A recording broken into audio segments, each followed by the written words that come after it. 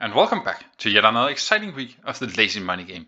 In this video, we will look closer at what a designated driver has to do with investment, or rather with investment philosophy, since I will look closer at that. Then I will give an update to my portfolio, and finally I will answer some questions which I have received from the audience as well. So if we start by addressing the question, what has a designated driver to do with investment philosophy? Well, if we start by taking one step back, in order to be a successful investor, you need to know yourself very well and understand what you are naturally inclined to do. Because when it comes to investing, there is no one size fits all if you want to do your own investment. So if we continue down this road about you doing your own investment, we could, for instance, divide investors into three groups, namely the merchant, the trend spotter, and the psychologist.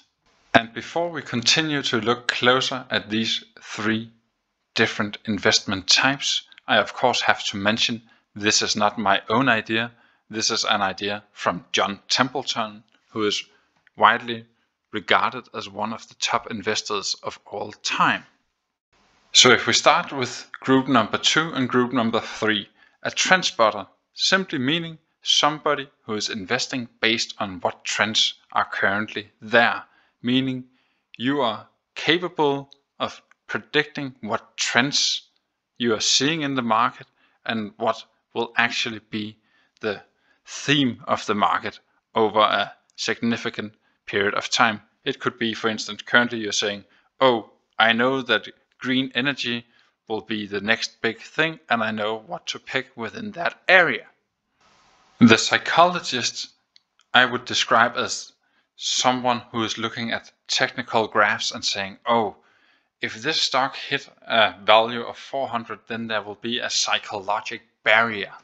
So looking at graphs and doing technical analysis would be more in the psychologist's way of thinking about how to invest. So a merchant is someone who buys at low prices, meaning that you're searching for bargain deals. Typically you would also say they are value investors or perhaps even income investors, that you are willing to spend a significant amount of time searching for just the right bargain deal. So why is it important to know which group you naturally belong in, or perhaps to which degree you belong in each individual group?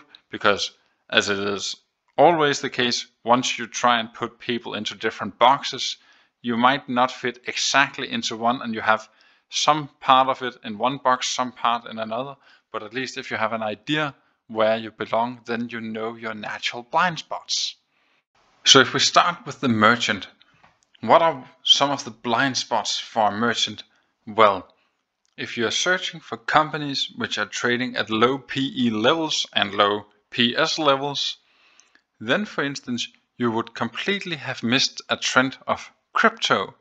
So as a merchant, you need to be okay with missing out a lot of different trends, simply because you would say, I do not know this, so I cannot decide whether or not it is actually a bargain deal for me.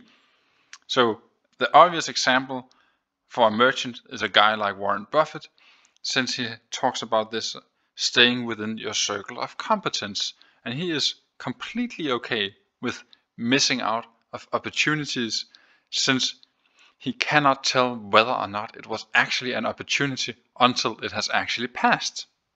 If you then move on to the trend spotter, well, what are some of the blind spots there? You really risk paying too much for something if you simply just believe this is the next big thing, hence the valuation today doesn't really matter, because in the future this will be worth a lot more than it is today. There the trend spotter can perhaps learn something from the merchant, saying maybe the valuation at which I'm buying at actually matters. How about the psychologist? When they are sitting and doing their technical analysis and seeing good momentum in one particular stock, perhaps they are missing out on the bigger trend within that sector or even within the whole market. So there they could potentially learn something from the trend spotter. So this was yet another attempt for me to try and describe some different investment types and why I think it is actually important that you figure out where you naturally belong. And I mean, if you are a trend spotter or a psychologist by nature, then you have probably already skipped out of this channel, because there is no doubt that I am definitely belonging into the merchant category and are looking for bargain deals in the market. So how do we get to the designated driver from these investment philosophies? Well, humor me a bit here and follow along my analogy. If you consider your portfolio to be a guest at a cocktail party, then if you have the merchant portfolio, then you would perhaps not gather the biggest crowd, because you would be sitting and talking about how you have yet again done a good bargain deal in one of these well-known brands which you were capable of scooping up at attractive prices, but you're not really moving fast. So you're also going into too much nitty-gritty details about how the latest 10Q report have done, and especially if you then look to guy number 2, meaning the flamboyant outgoing type who has the finger on the pulse and know exactly what trend is currently moving. So that could be in today's market, for instance, someone who has invested into this green energy transformation. That will probably be someone who is gathering a much larger crowd, since everyone is interested in knowing more about the latest news that everybody seems to want to know more about. Or for instance, the psychology investor who had been sitting and looking into these technical graphs and were capable of scooping up something like crypto and talking about these massive amounts of gains that they have had over the last couple of years. But when is then the merchant's time to shine? Well, when all the confetti and all the flamboyance in some way have settled, when the party has ended, how will you get home safely? You will look to the merchant and say, there is my designated driver, I will reach my destination, and I will do it with much more precision and feeling much more secure. So perhaps my humor is actually still a bit too dry when using an analogy for portfolios at a cocktail party, but I mean, what can a merchant do? You know that you're not the one who's gathering the biggest audience. And I mean, I actually take a particular pride in investing in companies which most people find ridiculously boring, as long as I can buy them at attractive prices. So with that being said, let's take a closer look at the portfolio and see how it has performed within this week. So the first thing we notice is that there's a red circle for this week's episode, meaning that the portfolio is down in value compared to last week. If we then go to the portfolio values tab here, then we can see that the portfolio is down $300 in value compared to last week.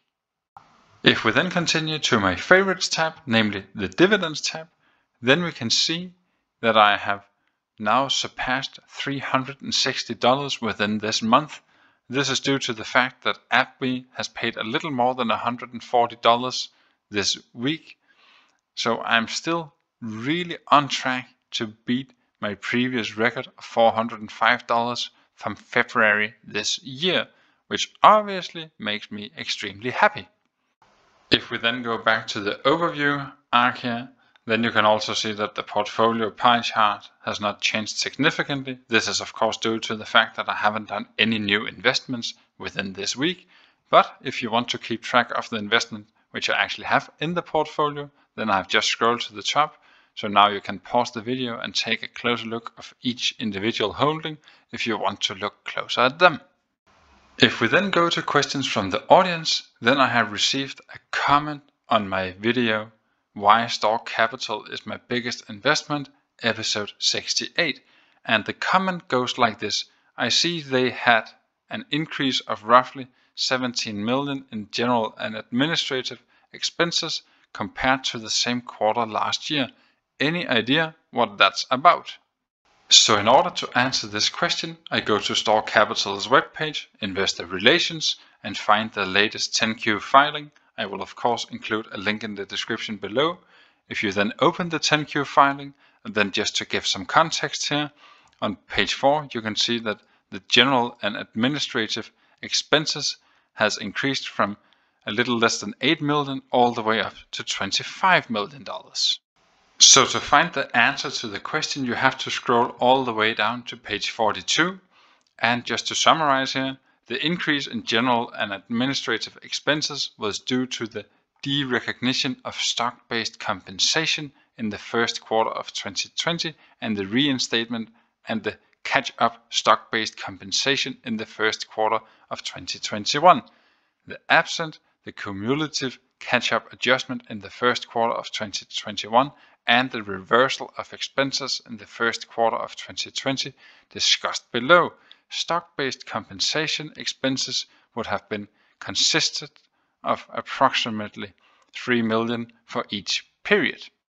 So this is just a fancy way of saying that some of the employed people at Store Capital are receiving stock options as part of their salary, and due to the performance of the company in the first quarter of 2020, they didn't have to pay out a lot in this compensation, but due to the fact that they have delivered much better result in the first quarter of 2021, this compensation has increased quite significantly.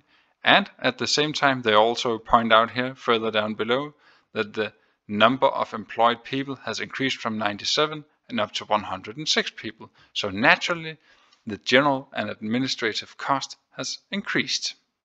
If we then continue to the next question, well, this is actually not a question. This is simply just a viewer who is so kind to share some information with me. And since he's sharing it with me, I want to share it with you as well. So the email goes like this. Hey, I wanted to share this info with you since I follow your channel and I'm a fan of your videos. Revolut today asked me for my CPR number for the first time. Then I spoke to one of the live agents and it seems that Revolut might now be reporting directly to SCAT. Need to see it to believe it. Have a great day. So first of all, thank you very much for the kind words. I highly appreciate that you are a fan of my videos and it actually means a lot that you tell me. And I definitely share the same concern as you. I need to see it to believe it. To me, this sounds too good to be true. I have actually received the same information from Revolut, or the same claim that they want to have my CPR number. I have also updated that information, but you would actually have to wait all the way until next year to see whether or not this actually holds true, that they will be reporting to the Danish tax authorities. So that actually sums it up for yet another exciting week of the Lazy Money Game. So if you are like a designated driver and have arrived safely to the end of this video and are appreciating the content, then I would highly encourage you to leave a like or leave a comment or consider subscribing to the channel. It really helps me out a lot. And until I see you next Sunday, bye!